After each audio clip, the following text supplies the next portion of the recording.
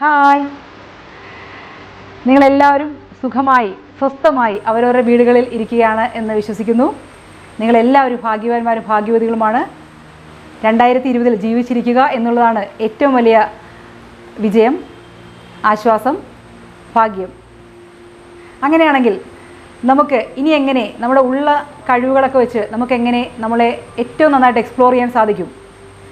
അകത്തിരുന്നു കൊണ്ട് തന്നെ, അല്ലെങ്കിൽ നമ്മുടെ ഉള്ള കഴിവുകൾ ഉപയോഗിച്ചിട്ട് നമുക്കതിലേക്ക് നോക്കാം.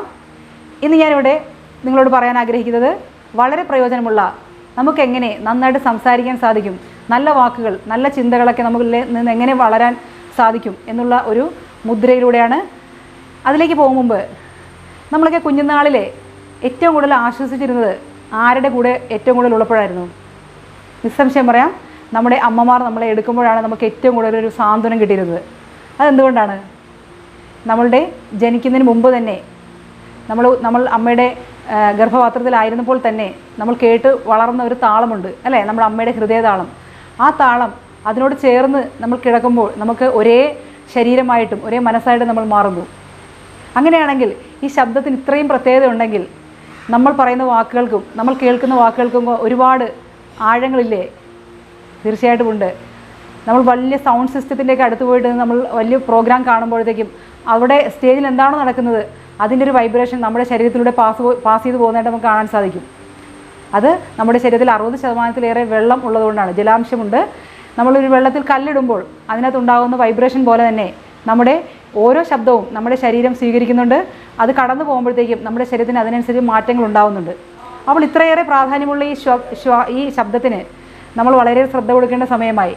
നമ്മിൽ നിന്ന് പോകുന്നതും നമ്മൾ എടുക്കുന്നതുമായ ശബ്ദങ്ങൾ വളരെയേറെ ശ്രദ്ധിച്ച് കഴിഞ്ഞാൽ നമ്മളുടെ എല്ലാ പ്രവർത്തനങ്ങളും, മനസ്സിൻ്റെയും ശരീരത്തിൻ്റെ എല്ലാ പ്രവർത്തനങ്ങളും ഏറ്റവും സുഗമമായിട്ട് കൊണ്ടുപോകാൻ സാധിക്കും. അതിലേക്ക് നമുക്ക് പോകാം. നമ്മുടെ ബ്രെയിൻ വേവ്സ്, നമ്മുടെ ബ്രെയിൻ ഒരേ താളത്തിൽ ഒരു വൈബ്രേഷൻ പുറപ്പെടുവിച്ചുകൊണ്ടിരിക്കുകയാണ്. അത് അതിൻ്റെ ജീവതാളമാണ്. ഹൃദയത്തിനുണ്ട് താളം, ശ്വാസത്തിനുണ്ട് താളം, രക്തപരിചരണ വ്യവസ്ഥ എല്ലാത്തിനും ഓരോരോ താളമുണ്ട്. ആ ഒരു റിതമിക്ക് എപ്പോഴാണ് ബ്രേക്ക് ആകുന്നത്, അല്ലെങ്കിൽ അതിന് താങ്ങാൻ പറ്റാത്ത വരികയോ അല്ലെങ്കിൽ അതിനെടുക്കാൻ പറ്റാത്ത ഫ്രീക്വൻസി ആണെങ്കിൽ മാത്രമാണ് നമ്മളിൽ ഒരു ചേഞ്ചസ് ഉണ്ടാകുന്നത്. അങ്ങനെയാണെങ്കിൽ നമുക്ക് ഇവയെല്ലാം നന്നായിട്ട് പ്രവർത്തിക്കുന്ന ആ ഒരു ഫ്രീക്വൻസി അറിഞ്ഞു കഴിഞ്ഞാൽ നമുക്ക് തിരിച്ച് ഇൻപുട്ടായിട്ട് അത് കൊടുത്തു കഴിഞ്ഞാലായിട്ട് ഇത് ഏറ്റവും നന്നായിട്ട് പ്രവർത്തിക്കത്തില്ലേ? തീർച്ചയായിട്ടും അതെ. അതാണ് സൗണ്ട് തെറാപ്പി. നമ്മൾ നല്ല പാട്ടുകൾ കേൾക്കുമ്പോൾ നമുക്ക് ഒരുപാട് ആശ്വാസം തോന്നാറുണ്ട്. പ്രത്യേകിച്ചും പഴയ ഗാനങ്ങളൊക്കെ കേൾക്കുമ്പോഴത്തേക്കും, പഴയ 40കളിലൊക്കെ 40 വയസ്സ് കഴിഞ്ഞ ആൾക്കാർക്ക് നന്നായിട്ട് ഒരാശ്വാസം തോന്നുന്നത് അവർ കേട്ടുമറന്ന ഗാനങ്ങൾ, അന്ന് അവർക്ക് തോന്നിയ അതേ വികാരങ്ങളിലൂടെ അവർ വീണ്ടും കടന്നു പോവുകയാണ്. ഇപ്പോഴത്തെ കുഞ്ഞുങ്ങൾക്ക് വളരെ ഫാസ്റ്റ് നമ്പേഴ്സ് ആയിരിക്കും, എങ്കിലും അവരും ആശ്വസിക്കുന്നു.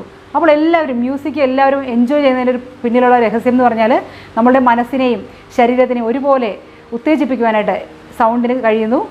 അതുകൊണ്ട് തന്നെയാണ് ഞാൻ ഇന്ന് നിങ്ങളോട് സൗണ്ടിനെ കുറിച്ച്, ഇനി നിങ്ങൾ കേൾക്കുന്ന സൗണ്ടുകൾക്ക് നിങ്ങൾക്ക് എന്തുമാത്രം മാറ്റങ്ങൾ ഉണ്ടാക്കാൻ സാധിക്കും എന്ന് നമുക്ക് മെഡിറ്റേഷനിലൂടെയും, യോഗയിലാണെങ്കിൽ മെഡിറ്റേഷനിലൂടെ നമ്മൾ അറിയാതെ തന്നെ നമ്മൾ മെഡിറ്റേഷൻ കഴിഞ്ഞ് എഴുന്നേൽക്കുമ്പോൾ നമ്മൾ വളരെ റിഫ്രഷിംഗ് ആയിട്ട് വരുന്നു. കാരണം ആ ഒരു മെഡിറ്റേഷൻ്റെ വോയിസിലൂടെ ആ ശരീരത്തിൻ്റെ താളങ്ങളെല്ലാം പതിയെ പതിയെ താന്ന് ജീവതാളത്തിൻ്റെ അതേ വേവ്ലെങ്തിൽ വന്നിട്ട് ആ ഒരു സുഖത്തിൽ, ആ ഒരു സന്തോഷം ഉള്ളിലൂടെ അനുഭവിക്കുന്ന ഒരു നിർവൃതിയാണ് മെഡിറ്റേഷനിലൂടെ കിട്ടുന്നത്. അങ്ങനെയാണെങ്കിൽ ഈ ശബ്ദം കേൾക്കുമ്പോൾ, നമ്മൾ പറയുമ്പോൾ നമുക്കെങ്ങനെ ഏറ്റവും നല്ല ക്ലാരിറ്റിയോടെ സംസാരിക്കാൻ സാധിക്കും? നമ്മൾ വിഡ്ഢിത്തരങ്ങൾ പറയുമ്പോഴത്തേക്കൊക്കെ നമ്മൾ അറിയാതെ നമ്മൾ വായിൽ നിന്ന് വീണു പോവുകയാണ്.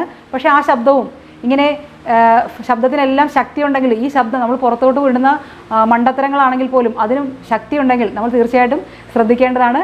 നല്ല വാക്കുകൾ സംസാരിക്കുവാനായിട്ട് നിങ്ങൾക്ക് വളരെ നന്നായിട്ട് നല്ല വാക്കുകൾ സംസാരിക്കുവാനും നല്ല ആശയങ്ങൾ നിങ്ങൾക്ക് കൈമാറുവാനും നിങ്ങളുടെ ചെവിക്കുണ്ടാകുന്ന എല്ലാ പ്രശ്നങ്ങൾ മാറുവാനും, ചെവിയിലുള്ള മൂളൽ, ശബ്ദക്കുറവ്, ചെവിയായിട്ട് ബന്ധപ്പെട്ട എല്ലാ അസ്വസ്ഥതകളും മാറാനായിട്ട് നിങ്ങൾക്ക് യോഗ മുദ്ര ഉണ്ട്.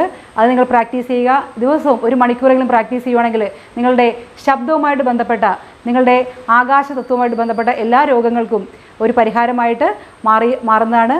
ആകാശമുദ്ര എങ്ങനെയാണ് ചെയ്യുന്നത് നമുക്ക് ഞാൻ കാണിച്ചു തരാം. 2 കൈകളും എടുക്കുക. എന്നിട്ട് നമ്മുടെ നടുവിലത്തെ വിരൽ, രണ്ടിൻ്റെയും നടുക്കത്തെ വിരലും തള്ളവിരലും കൂടെ ചേർക്കുക. അതായത് ആകാശ തത്വവും അഗ്നി തത്വവും കൂടെ ചേർക്കുമ്പോൾ ഇതാണ് ആകാശമുദ്ര. ഇത് നിങ്ങൾ ചെയ്യുന്നതോടുകൂടി നിങ്ങൾക്ക് എന്ത് ചെയ്യുമ്പോഴും, നിങ്ങൾ എന്ത് പ്രവൃത്തി ചെയ്യുമ്പോഴും നിങ്ങൾ ജസ്റ്റ് കൈ ഇങ്ങനെ വെച്ചിട്ട് നിങ്ങൾ കേൾക്കുക, പാട്ട് കേൾക്കുക, എന്ത് ചെയ്യുമ്പോഴത്തേക്കും അങ്ങനെ ചെയ്യുകയാണെങ്കിൽ നിങ്ങൾക്ക് വളരെയേറെ നിങ്ങളുടെ കേൾവിയുമായിട്ട് ബന്ധപ്പെട്ട എല്ലാ അസ്വസ്ഥതകളും മാറി വളരെ സുഖകരമായിട്ട് നല്ല വാക്കുകളിലൂടെ നല്ല വിശാല ഹൃദയരായിട്ട് മാറുവാൻ സാധിക്കട്ടെ എന്ന് ഞാൻ പ്രാർത്ഥിക്കുന്നു.